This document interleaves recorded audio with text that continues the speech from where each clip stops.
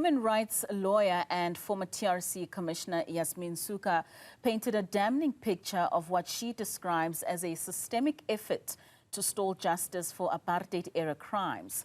She told the Commission that investigations and prosecutions were placed on hold while the work of the TRC was undermined by the very presidents tasked with implementing its recommendations. Suka testified at the inquiry today about steps she believes were taken by both former President Thabo Mbeki and his successor, Jacob Zuma, which effectively blocked accountability. Newzroom Afrika's Veronica Mahwari has been following the proceedings and filed this report. Yasmin Suka was one of the 17 commissioners of the original Truth and Reconciliation Commission and served as deputy chair of its Human Rights Violation Committee, helping finalize the commission's report handed to former President Thabo Mbeki in 2003. That report recommended that those who were denied amnesty or never applied for it should face prosecution. But Suka told the inquiry that in the years that followed, investigations were effectively frozen. We were also told that the investigations and prosecutions had been put on hold, and I think this was around 2004, and that the whole system of dealing with it was put on hold pending the formulation of amendments to the guidelines for prosecutions. And I think the question that really worried me was, we asked them, did they intend to consult with civil society around any potential amendments? And of course this didn't happen. And the guidelines were then issued around 2005. We, I think, finally managed to obtain a copy of the prosecution guidelines, which we circulated quite extensively to civil society. And it became quite clear that when you looked at the amendments, it was really going to be another attempt to rerun the amnesty process. But these aren't just cases. They are a painful reminder of South Africa's past, from Ahmed Timmel, Neil Agate, Fort Kalat of the Craddock Four, to Chief Albert Luthuli, anti-apartheid activists who died at the hands of the state. We, in fact, renewed our call for a standalone independent commission of inquiry to investigate the suppression of around 400 serious cases. And we pointed out that these involved murders and disappearances from South Africa's past. In our letter, of course, we pointed out that there was no longer a dispute, in fact, as far as we were concerned, around the political interference, and that had blocked several hundred cases in which amnesty had been denied or not sought.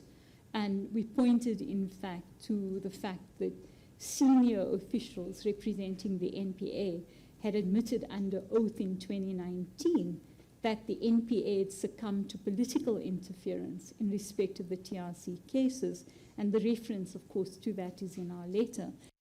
The inquiry probing political meddling in TRC cases also heard how a special presidential pardon introduced in 2007 bypassed victims. I think it's around March 2009, we supported an urgent application to interdict President Mbeki from using the pardons process. And again, we had to argue that this special dispensation that the president was using was again an impermissible rerun of the TRC's amnesty process. Only in this instance, it was being done quite secretly, and it went further by excluding the participation of victims. And thankfully, in April 2009, I think it was Judge Siriti who granted an interdict and prevented the president from using his presidential pardon discretion.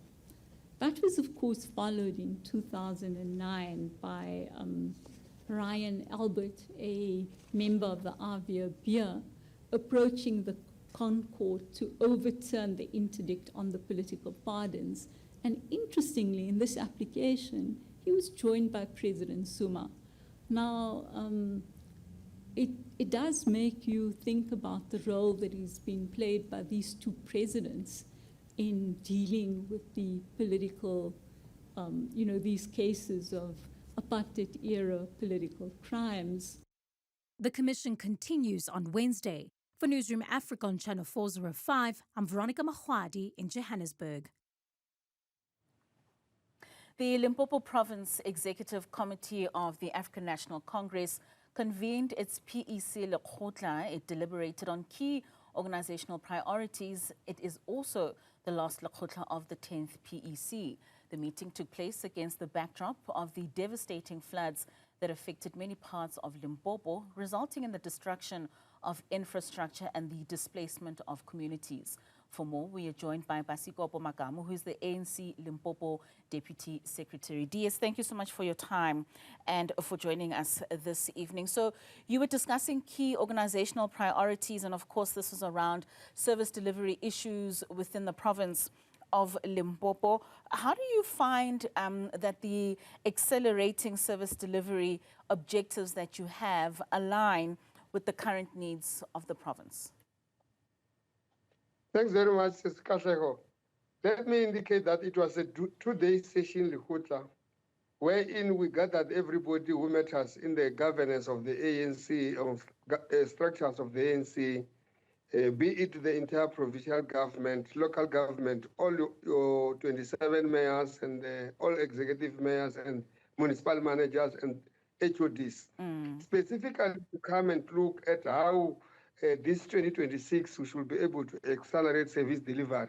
Like you said, that we're starting to appreciate by the disaster that we had as a province, that we can agree that it has taken us aback with the little work that we've already done in some areas where bridges were broken and number of roads were destroyed. We still have to start there. But it was very clear within our commissions to make sure that we discuss how we should be able to minimize talking any further, because Lekgotla is meant specifically to look at the planning of the year, not necessarily taking decisions, because you will understand that we were having our NGC, which took decisions for the entire country. We just have to accelerate the implementation. We took our councillors to the roll call.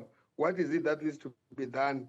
With all the councillors calling meetings, feedbacks, and report on service delivery matters. Those were some of the issues we're dealing with within these 2 days.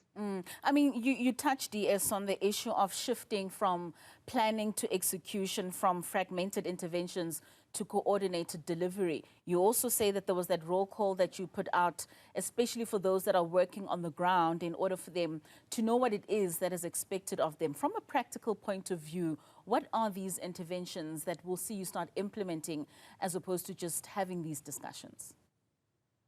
Look, our province is very clear that the priority number one we have is water.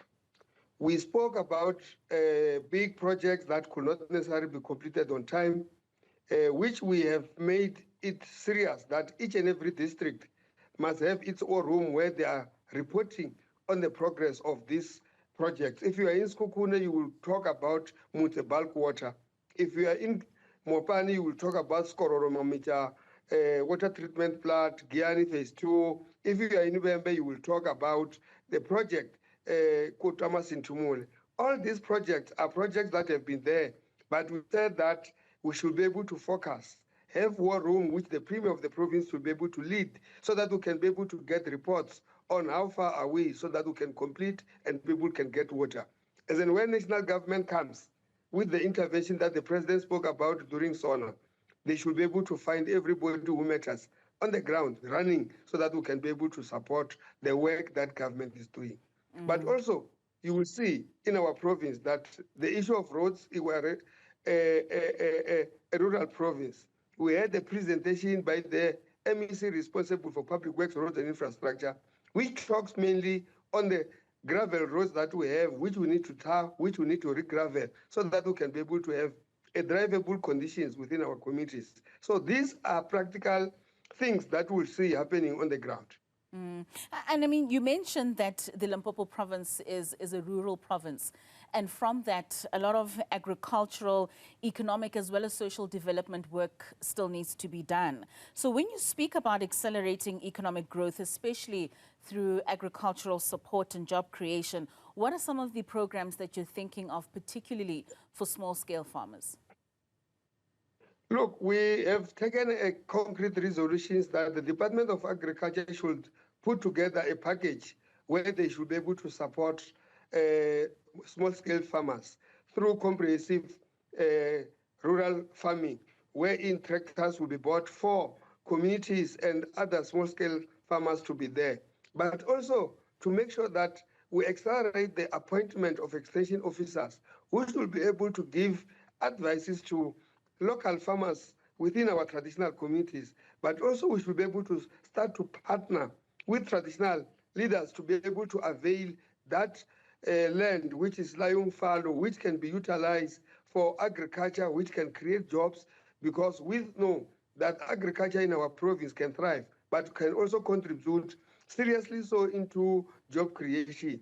But also we took a decision that we want to see Limpopo, specifically Polokwane, growing in the construction of the what we call Polokwane International Convention Center, which we are saying both Polokwane and provincial government must start to plan so that this infrastructure, as it comes, it will be able to create economic activities that will create the necessary jobs that we require. Mining as well, we spoke about what is it that we should be able to do, minimize illegal mining so that the formal mining takes place that will help us to create jobs. So we're so serious these 2 days to make sure that as the African National Congress, we should minimize speaking and start to act. Moreover, because now we think we have done enough policies that needs implementation rather than to speak about them anymore.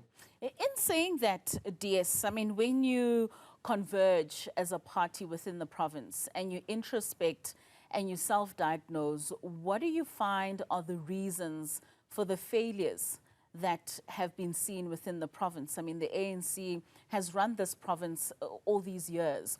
When you look back at some of these, what do you put and highlight as the main failures and the reasons for these failures?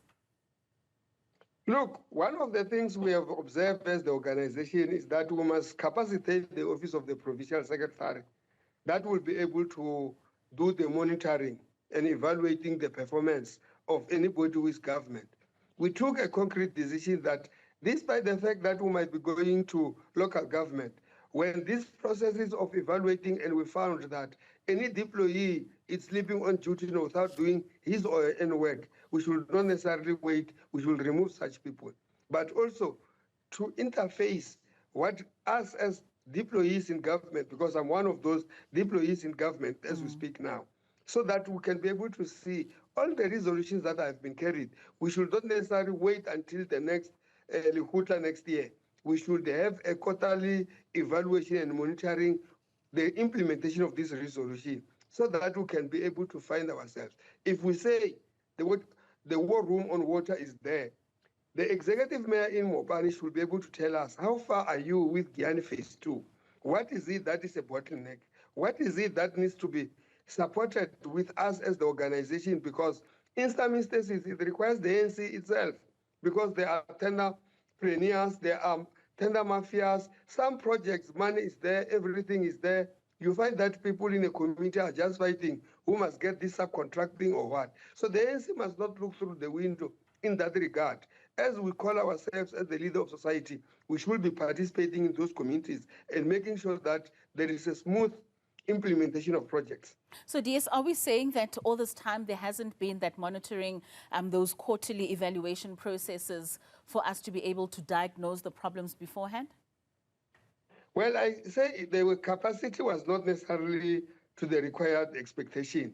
Hence, we looked at that as a gap that should be strengthened so that we can be able to improve, because who will say we wait government to give a report and government will do a report on their own time using their timelines as government. But as the ANC, we can be able to run our own processes, make sure that we do our evaluation. If there's a need for the provincial secretary and the office that we think should be capacitated, can convene anytime a district a municipality to be able to get these reports without necessarily waiting to receive a report either from the MEC for local government, but directly supporting with the structures of the ANC on the ground.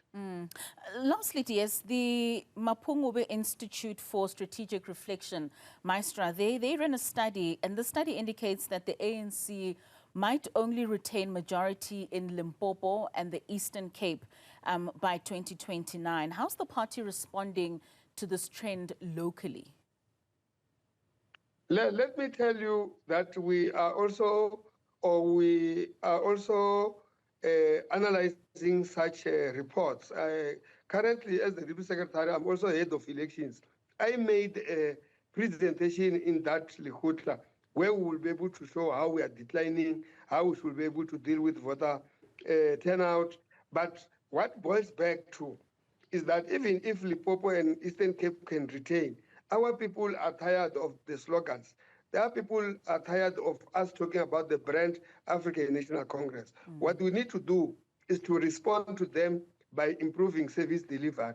That can also help us to retain. It will not be given, like people say, that Limpopo and Eastern Cape, without necessarily sitting and look at what is happening and not do anything, will retain the majority. Our people want service delivery. And all of us, as the leadership of the African National Congress in the province, we said, whether you are a councillor, whether you are a mayor, whether you are an MEC, whether you are a premier, all of us must pull up our socks and make sure that we work for the community, because definitely our survival will depend on how we respond to the challenges our people are raising to us. Most certainly. DS, thank you so much for your time and for joining us. And we certainly do hope that those key reflections of the party, be it provincially or nationally, do translate in the changes, particularly that of service delivery for the people of Limpopo and the rest of the country. That is the ANC Limpopo Deputy Secretary Basikopo Makamu speaking to us there about their two-day PEC Lekgotla that has now concluded.